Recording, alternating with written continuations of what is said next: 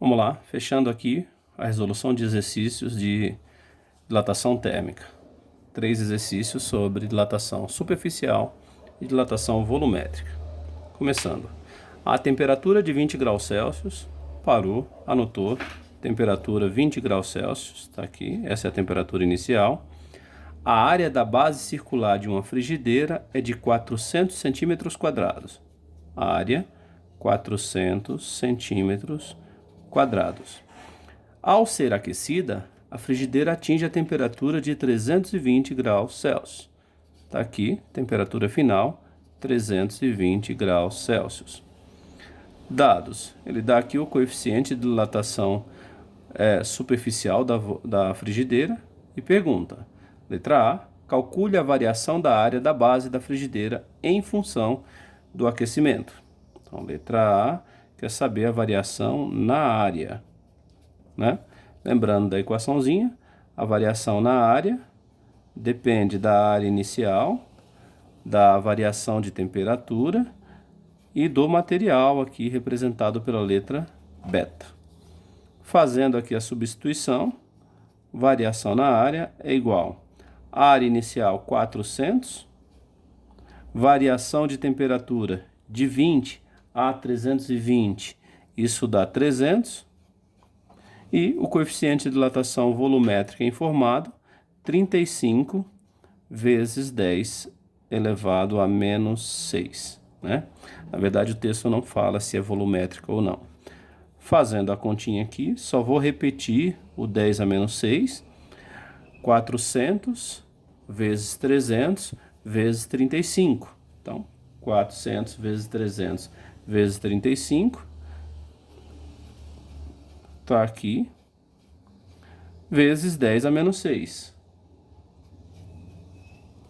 10 a menos 6, basta andarmos 6 casinhas aqui com a vírgula, nós teremos 1, 2, 3, 4, 5, 6, isso dá 4,2, unidade de medida, mesma da área, centímetros quadrados. Então tá aí, letra A. E a letra B quer saber a área da base da frigideira após o aquecimento. Ou seja, essa era a área inicial e ela quer saber a área final. A área final nada mais é que a área inicial mais aquilo que dilatou, a variação na área. Então, nós tínhamos, a área final vai ser, portanto, a área inicial está em centímetros quadrados, 400. Né? Colocar aqui mais, colocar 400,0 mais 4,2, né? Para a gente ter o mesmo número de casas depois da vírgula. A área final vai ser, portanto, 404,2, resposta em centímetros quadrados. Então tá aí. Organizar os dados, verificar as unidades de medida e fazer a substituição, né? 45 foi, vamos a mais um. Esse exercício fala, um cubo de aço tem 10 centímetros de lado. Tá aqui um cubo com as suas medidas, cada lado com 10 centímetros. 10 centímetros de cada lado, tá aqui. Sabe-se que o coeficiente de dilatação volumétrica do aço vale 33 vezes 10 a menos 6. Ele quer o volume inicial do cubo na letra A. Bom, o volume de um cubo, V aqui, basta fazer lado vezes lado vezes lado, né? A multiplicação dos 3 lados você vai ter o volume, portanto 10 vezes 10 vezes 10, e isso dá 10 à terceira. Centímetro vezes centímetro vezes centímetro, 10 à terceira centímetros cúbicos. Letra B, o exercício pede a variação do volume após o cubo ser aquecido e sua temperatura variar em 30 graus Celsius. Então, ele quer saber a variação no volume. Lembrando que variação do volume, volume inicial, vezes variação na temperatura, vezes o coeficiente de dilatação volumétrica, que no caso é o gama. ΔV vai ser, portanto, volume inicial nós temos, é 1000 centímetros cúbicos, está aqui. Variação de temperatura, o exercício informa que varia em 30 graus Celsius. E o gama, dado no exercício, 33 vezes 10 elevado a menos 6. Bom, fazendo aqui 30 vezes 33, nós teremos 990. 10 à terceira vezes 10 a menos 6, então, fazendo aqui a potenciação já, 10 à terceira, 10 a menos 6, conserva a base que é 10, soma os expoentes, isso dá 10 elevado a menos 3. Resposta disso em centímetros cúbicos, né? Ou simplesmente ΔV igual a 0,99, andando 3 casinhas aí com a vírgula, centímetros cúbicos. Por último, letra C, o exercício pede o volume do cubo após o aquecimento. Qual o volume final? Mais uma vez, o volume final é o volume inicial mais aquilo que variou, né?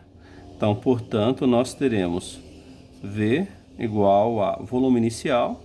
Nós calculamos na letra A 10 centímetros cúbicos, ou seja, 1000, 10 a terceira, aliás, 1000 centímetros cúbicos, mais 0,99. Portanto, volume final, 1000,99 centímetros cúbicos. Então, mais uma aí. E para fechar esse bloco, ainda falando sobre dilatação volumétrica, nós temos uma panela de cobre tem volume de 1000 centímetros cúbicos.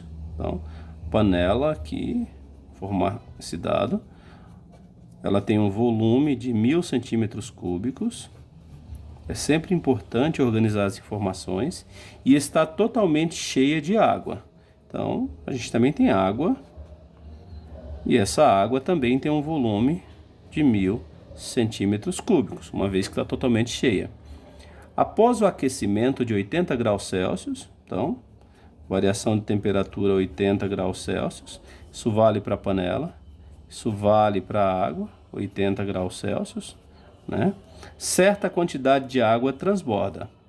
É claro, isso porque o coeficiente de dilatação volumétrica da água, 1,3 vezes 10 a menos 4, é maior que o coeficiente de dilatação volumétrica do cobre, 5,1 vezes 10 a menos 5. Então, vai ocorrer transbordamento. Na letra A, ele pede a variação de volume sofrida pela água. Então, ΔV para a água será volume inicial, delta θ, vezes gama da água. ΔV para a água será, portanto, volume inicial 1000, variação de temperatura 80 e o gama da água, informado lá no começo do exercício, 1,3 vezes 10 a menos 4. Está aqui. Então, fazendo aqui, nós teremos variação do volume da água, será 1000 vezes 80 dá 80.000, vezes 1,3, nós teremos o valor de 104.000. Vezes 10 a menos 4. Então, basta andarmos 4 casas aqui com a vírgula.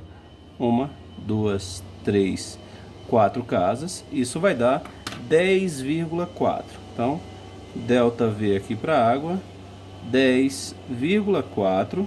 E a resposta em centímetros cúbicos, uma vez que o volume inicial estava em centímetros cúbicos, certo?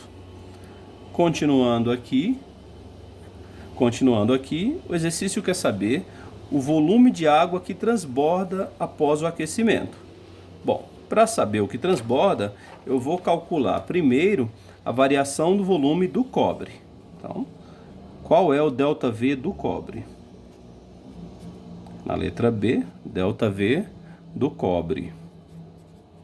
A equação é a mesma, volume inicial, variação de temperatura e o gama do cobre, né? O cobre a gente tem o mesmo volume inicial, que é 1000, tá aqui, Mesma variação de temperatura, que é 80, só mudou o gama, que é 5,1, ao invés de 1,3. 5,1 vezes 10 elevado a menos 5. Fazendo a continha aqui, nós teremos 1 vezes 8 vezes 5,1.